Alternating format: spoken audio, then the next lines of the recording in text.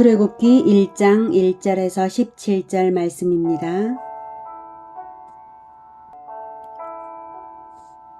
출애굽기 1장. 야곱과 함께 각각 자기 가족을 데리고 애굽에 이른 이스라엘 아들들의 이름은 이러하니 르우벤과 시므온과 레위와 유다와 이사갈과 스불론과 베냐민과 단과 납달리와 갓과 아셀이요. 야곱의 허리에서 나온 사람이 모두 70이요. 요셉은 애굽에 있었더라. 요셉과 그의 모든 형제와 그 시대의 사람은 다 죽었고 이스라엘 자손은 생육하고 불어나 번성하고 매우 강하여 온 땅에 가득하게 되었더라. 요셉을 알지 못하는 새 왕이 일어나 애굽을 다스리더니 그가 그 백성에게 이르되 이 백성 이스라엘 자손이 우리보다 많고 강하도다. 자, 우리가 그들에게 대하여 지혜롭게 하자.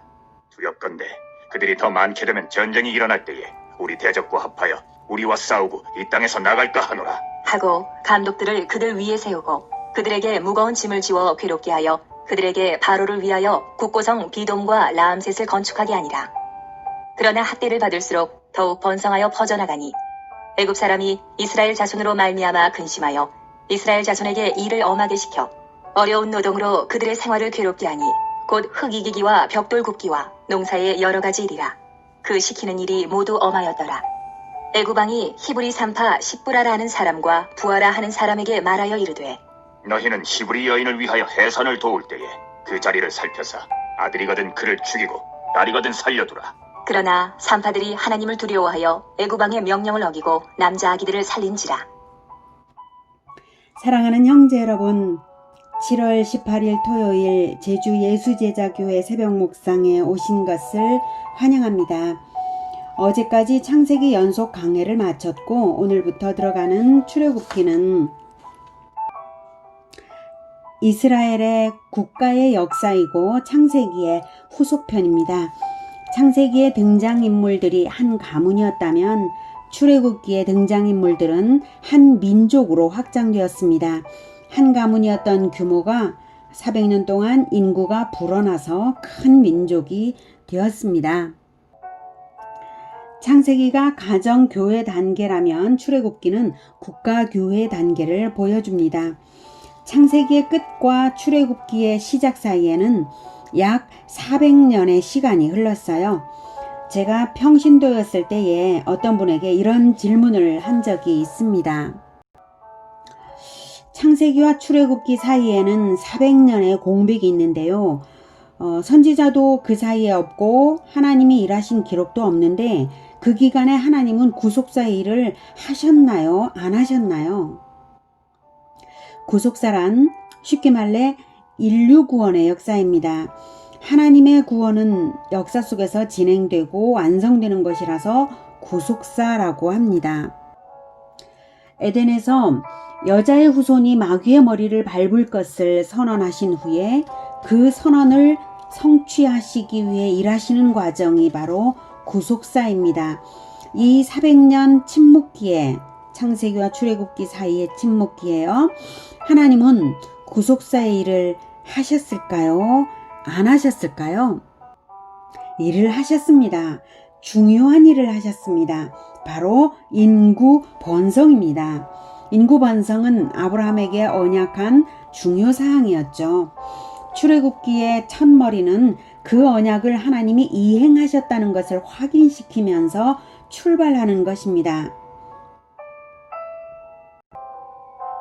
야곱의 가문이 이 매국할 때에 이집트에 들어올 때는 요셉을 포함한 야곱 가문이 70명이었어요.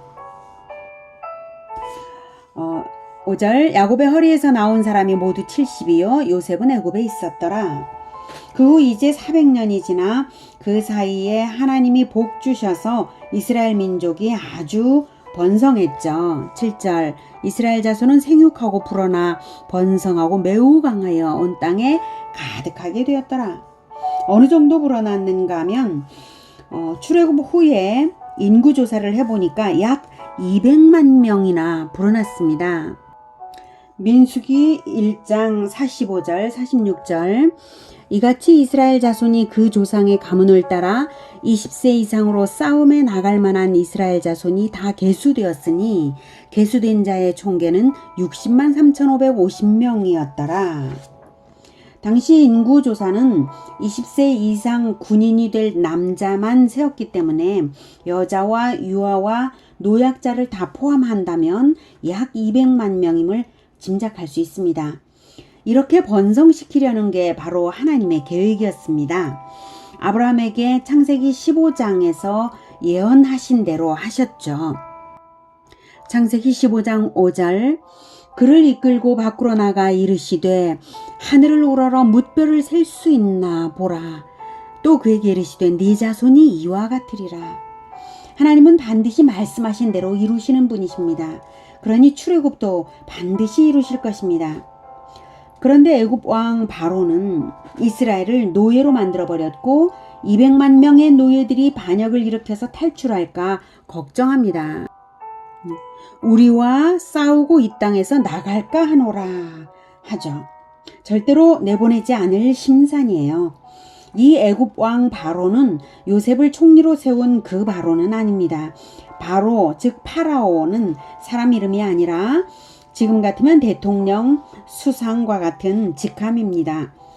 그러니 다른 사람이고 또 왕조도 바뀌었어요.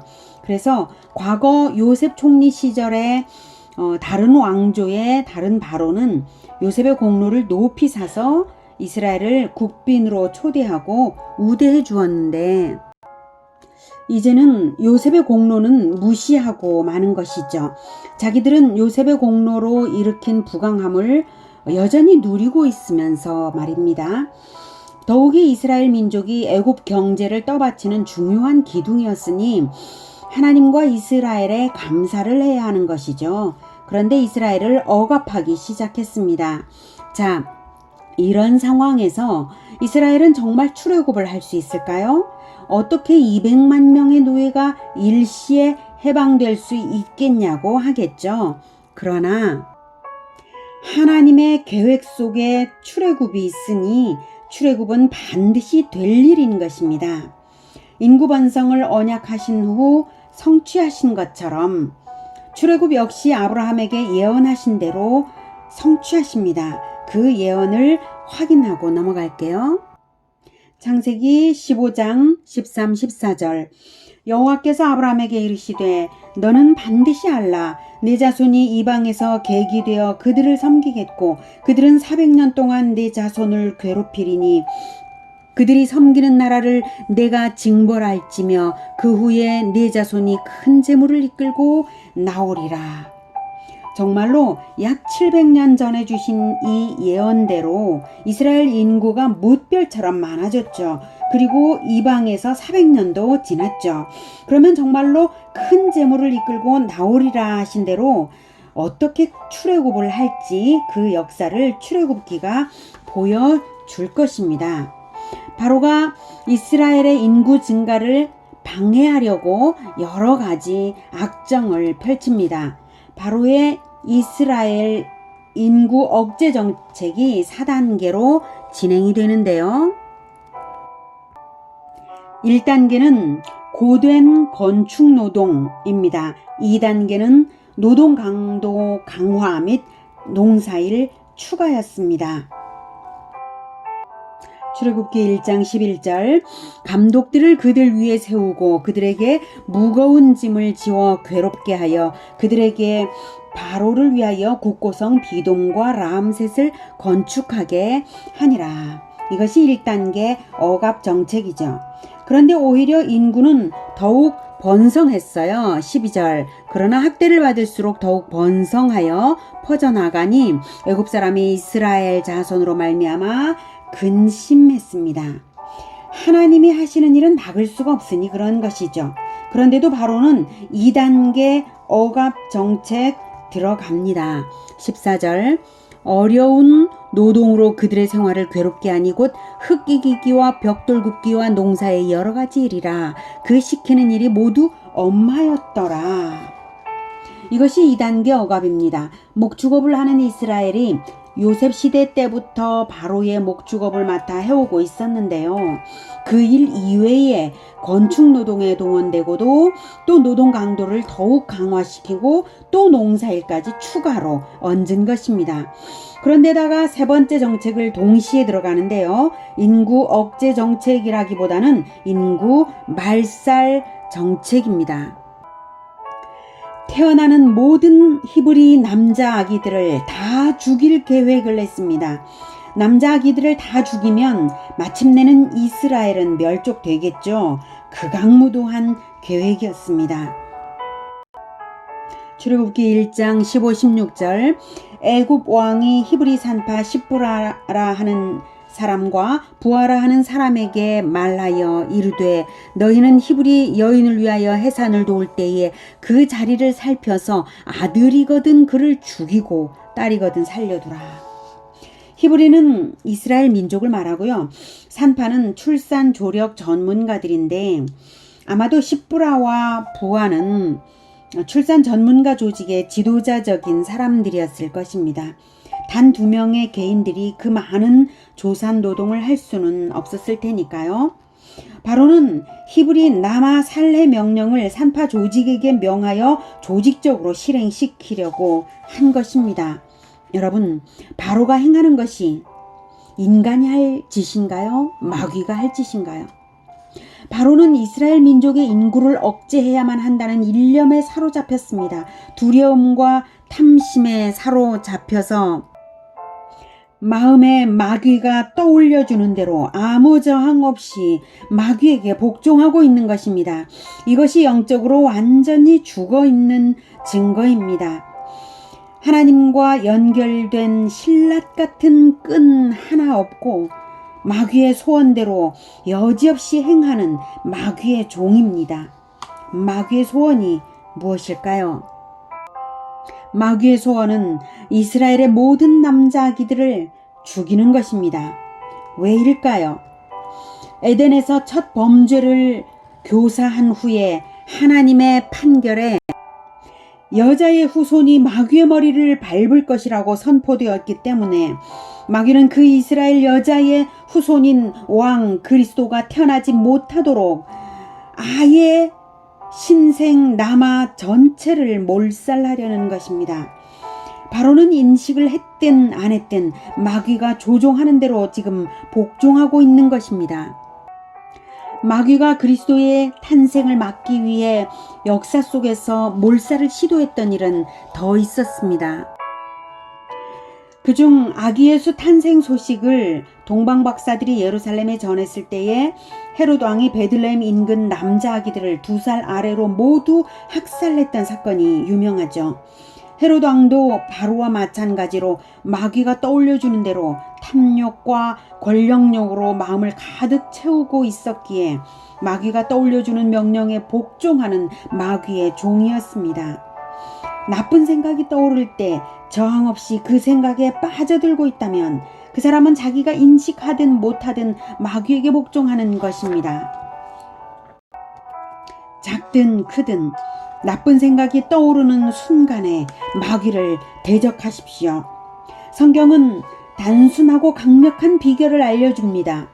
마귀를 대적하라, 그리하면 떠나리라 라고 성경이 말하고 있습니다. 죄가 아닌 듯 죄를 불러오는 감정들, 섭섭함, 부러움, 게으름, 교만, 열등감, 의심, 우울 이런 것들이 올 때에 예수 이름으로 명령한다. 교만을 주는 마귀는 내게서 떠나라. 이렇게 자신의 영혼 관리에 강력한 무기로 예수 이름을 사용하십시오. 예수 이름 앞에서 마귀는 쫓기고 예수 이름을 사용하는 우리는 무적입니다. 자, 애굽 왕 바로는 마귀의 종으로서 이스라엘의 신생 나마를 죽이려 했지만 실패했습니다. 하나님 편에 선 자들이 있기 때문입니다. 1장 17절 그러나 산파들이 하나님을 두려워하여 애굽 왕의 명령을 어기고 남자아기들을 살린지라. 어떤 상황이 벌어지든 어떤 위기가 몰려오든 하나님의 언약은 반드시 이루어지며 하나님 편에 서는 자는 반드시 승리합니다. 우리는 사람을 대적할 것이 아니라 나를 속이려 드는 마귀를 대적하면 됩니다. 하나님 편에 서기만 하십시오. 그러면 무적입니다. 참 쉽지 않나요? 요즘 우리에게도 코로나19로 인한 사회 상황이 하나님의 백성들을 조여옵니다. 그러나 아무 염려 마십시오. 가장 높으신 하나님의 명령에 순종하여 평안하시기 바랍니다. 언약을 이루는 일은 하나님이 알아서 다 하십니다. 우리는 마귀를 대적하며 하나님 편에 굳게 섭시다. 참 쉬운 하나님의 일입니다. 하나님 편에만 분명히 서 있으면 됩니다. 마귀를 대적하며 하나님 편에 분명히 서시기를 축복합니다. 기도하겠습니다.